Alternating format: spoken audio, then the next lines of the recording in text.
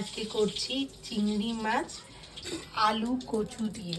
কচু আলুটা আমি ধুয়ে রেখেছি আর চিংড়ি মাছটা ভেজে নিয়েছি। এই চিংড়ি মাছ ভেজে রাখা তেলটাতেই আমি 5 ফোড়ন দিয়ে দেবো। ভাজা হয়ে গেছে, এর মধ্যে এবার কচু আলুটা দিয়ে দেবো আমি যেটা ধুয়ে রেখেছি।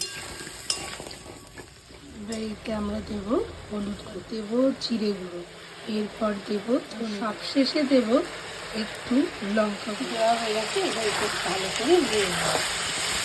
এর সাথে এই কেটে রাখা টমেটোগুলো আমি দিয়ে দেবো।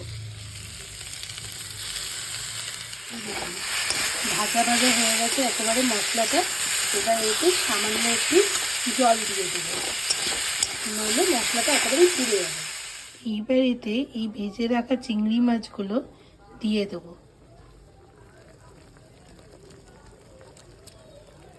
এবারে এতে স্বাদ মতো আমি নুন দিয়ে দেবো। ঝোলে নুন আমি দিয়ে দিয়েছি আর পরিমাণ মতো জল দিয়ে এবার এটা দিয়ে আমি ঢাকা দিয়ে দিচ্ছি।